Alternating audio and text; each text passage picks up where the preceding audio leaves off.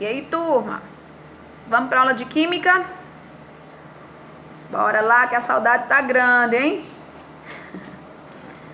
Vamos ver hoje, então, as ligações químicas, tá? Os tipos, os conceitos e suas definições. Olha só.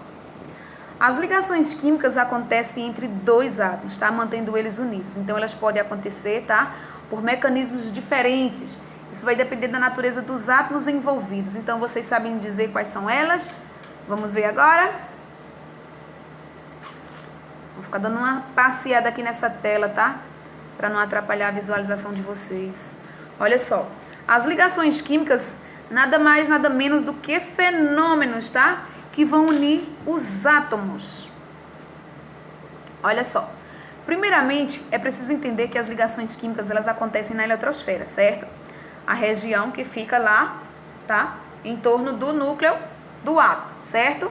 Lembrando, no núcleo nós temos os prótons, tá? E os nêutrons, que eles é que são, no caso, os dois juntos compõem a massa, tá?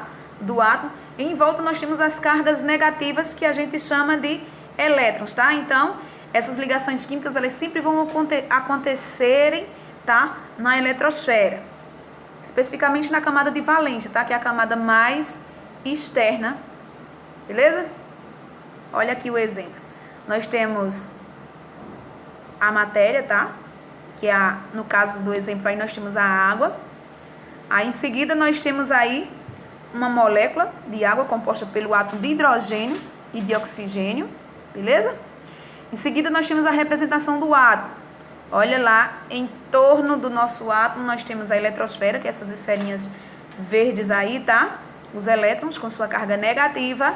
E bem no centro nós temos os prótons e os nêutrons, certo? Compondo aí, então, a massa do nosso átomo, beleza? Assim são os elétrons dessa camada de valência que vão participar das ligações químicas. Então, quais são os tipos de ligações químicas? Como você já sabe, tá? Cada átomo ele tem propriedades únicas e intrínsecas entre eles. É por causa dessa exclusividade que conjuntos diferentes de átomos, eles fazem ligações de caráter diferente.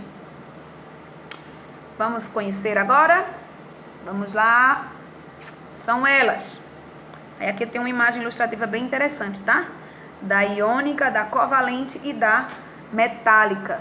Se vocês analisarem bem direitinho, vocês vão entender, tá? Cada uma. Olha que interessante aí, tá? Observe que nas imagens, os nossos modelos atômicos, eles estão, né, fazendo algum tipo de coisa. Olha, por exemplo, aí nessa primeira ligação iônica, observa que o átomo, ele está doando para o outro átomo, tá? Uma bolinha. Essa bolinha nada mais é do que elétrons. Então, na ligação iônica, nós temos aí a doação de elétrons. Vamos lá? Ligação iônica é uma atração eletrostática, tá? Entre dois íons. Geralmente, eles são formados pela ligação entre um metal e um ametal. Ou seja, a ligação iônica, ela sempre vai acontecer entre um metal e um ametal. Olha só. Nós temos um átomo, tá? Com uma baixa eletronegatividade. E o outro, totalmente contrário, né? Um átomo com alta eletronegatividade. Então, os dois se unem, tá? Um formando o íon positivo e outro formando um ânion, que seria o íon negativo, tá? Então, há uma atração eletrostática entre esses cátions e esse ânion, tá? Então, sendo assim, formando, então, uma substância iônica ou um composto iônico. Quando a diferença de eletronegatividade entre os átomos é muito acentuada, os elétrons eles não são compartilhados entre os átomos. Ao invés disso, o átomo mais eletronegativo, tá, que é o ametal, ele atrai o elétron para si, adquirindo então uma carga negativa. O átomo mais eletropositivo, que no caso seria o metal, ele fica, tá, deficiente em elétrons, então adquirindo então sua carga positiva.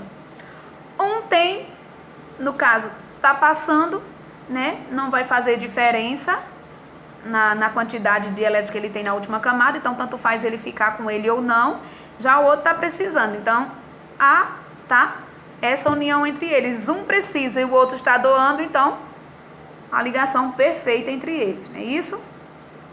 Nós temos aqui uma estrutura, tá, cristalina do cloreto de sódio. Nós temos aí entre o sódio e o cloro, né? Um seria um metal e o outro um ametal, tá? Então, o que um precisa, o outro tem. Daí nós temos, tá, uma união perfeita, formando aí então, tá, o cloreto de sódio. E abaixo nós temos aí alguns outros exemplos, tá, de ligações iônicas. Vamos então entrar agora nas ligações covalentes. Vamos ver o que é? Olha só. As ligações covalentes, tá, elas acontecem entre os ametais. Então, elas são um compartilhamento de elétrons entre átomos com valores próximos de eletronegatividade. No iônico, um precisava doar e o outro receber. Já que nas ligações covalentes, eles compartilham elétrons, tá? Então, olha só, aqui eu tenho um átomo de hidrogênio, tá, de um lado, e outro átomo de hidrogênio do outro lado. E aí, cada um tem um elétron, beleza? Então, o que é que eles vão fazer? Vão se unir e vão compartilhar esses elétrons. Então, agora eu tenho aqui, ó, H2, ou seja, 2 átomos de hidrogênio. Ninguém está perdendo, ninguém está ganhando. Eles estão apenas fazendo o compartilhamento de elétrons. Olha só. Na imagem anterior, nós vemos 2 átomos de hidrogênio em seu estado neutro, tá? E a sua eletrosfera. Nas ligações covalentes, as eletrosferas das camadas de valência, elas se sobrepõem e se unem formando um orbital molecular. Então, essas ligações, elas são muito estáveis. A maioria dos compostos iônicos, ou melhor, dos compostos existentes no universo, eles são formados por ligações covalentes, tá? Todas as moléculas orgânicas, elas são formadas por ligações covalentes. Existe uma exceçãozinha, tá? Mas vamos nos aprofundar agora tanto.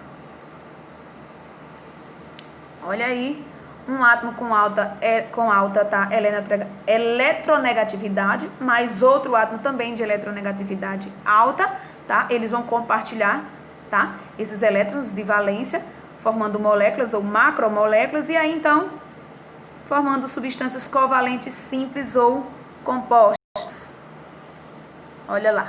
São exemplos de compostos que formam ligações covalentes. Nós temos aí a água, o álcool, a acetona, o ácido acético, a gasolina, o metano, o gás carbônico, o gás oxigênio, o nitrogênio, entre outros, tá?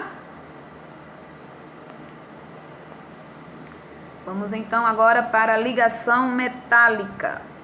Elas acontecem, tá, entre átomos metálicos, ou seja, os metais, tá? São um tipo de ligação em que todos os elétrons eles são compartilhados com todos os átomos metálicos. Então, eles podem se mover livremente, tá? Por todo o volume do sólido metálico, pelas chamadas bandas de condução, que são os orbitais atômicos vazios muito próximos, tá? Que permite, então, assim, a passagem dos elétrons. Temos aqui um exemplo. Olha só. No modelo de mar de elétrons, tá? O núcleo dos átomos e os elétrons internos à camada de valência são visualizados como um íon positivo. Epa, peraí, olha só. Nós temos aqui uma imagem, tá, de um mar de elétrons, tá? Uma imagem representativa. O núcleo do átomos e os elétrons internos à camada de valência, eles são visualizados como um íon positivo. Olha lá. Esse monte de cruzinha aí, tá?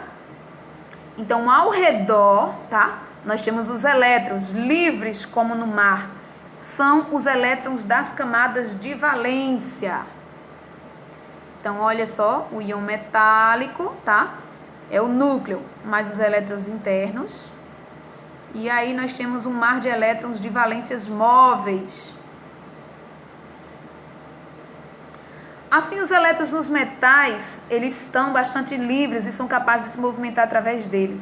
Por isso, os metais, eles são bons condutores de corrente elétrica, tá? Devido a essa alta mobilidade, tá? Dos seus elétrons mais externos. Então, nós temos aqui como exemplos, tá? Os sólidos metálicos puros, como o ferro, o cobre, O alumínio, as ligas metálicas, como a liga de ouro, utilizada para fazer joias, tá? Ouro, prata, cobre. O latão, tá? Cobre e zinco. O bronze, tá? O cobre e o estanho, entre outras. Então, por que as ligações elas são formadas? E aí? A teoria do octeto, tá? É uma teoria que explica a formação das ligações químicas, a mais comumente utilizada. No entanto, ela nem sempre, tá? É a regra e possui várias exceções. Então, ela foi desenvolvida quando ainda não se entendia muito bem, tá? Sobre o mundo atômico e molecular. Olha só. A regra do octeto, ela diz o seguinte, que para um átomo ele ficar completamente estável em seu estado de menor energia, ele precisa ter 8 elétrons, tá? Em sua camada de valência. Então, olha só. E qual a forma de conseguir mais elétrons? E aí? Compartilhando nas ligações químicas, ok? Olha lá. Assim, um átomo que tem uma configuração, tá? 2s2, 2p5, ele tem 7 elétrons na camada de valência. Olha lá, é só somar esses expoentezinhos aí, ó. 2 com 5, 7, tá? Então, esse daí seria o total de elétrons que ele tem na camada de valência. Para ficar estável, ele precisa receber um elétron compartilhando, tá? Em uma ligação química. Então, olha só aí, ficando com configuração 2s2, 2p6. Então, dessa forma, ele fica com o octeto completo, ou seja, sua camada de valência ficará com 8 elétrons. Beleza? Só mais uma coisinha aqui para vocês entenderem. Nós temos, no caso, para ganhar estabilidade, o átomo ele precisa estar com 8 elétrons na sua camada de valência. Mas só para vocês analisarem, nós temos lá o hidrogênio e o hélio, tá? O hidrogênio nós temos ele lá na primeira família, tá? Apesar dele não pertencer à primeira família, mas ele está lá. Quer dizer, apesar dele não ter as características e pertencer à família 1A, certo? Ele está lá naquela primeira coluna da nossa tabela periódica. Depois a gente entra em detalhes, certo? Aí observe que o seu número atômico é 1. Desculpa aí, tá? Seu número atômico é 1. Então, é impossível ele ter 8 elétrons na sua camada de valência, concorda? Vamos lá para o hélio. O hélio está no grupo 18, certo? Seu número atômico, o número 2. Então, ele só tem uma camada, que é a camada K. Logo, ele só tem 2 elétrons. Por quê? Porque a camada K, ela só comporta 2 elétrons, certo? Então, com exceção do hidrogênio e do hélio, tá? Eles não têm como ter 8 elétrons em sua camada de valência, beleza? Porém, olha só, isso só é válido quando o átomo ele tem somente orbitais sp, para a maioria dos metais.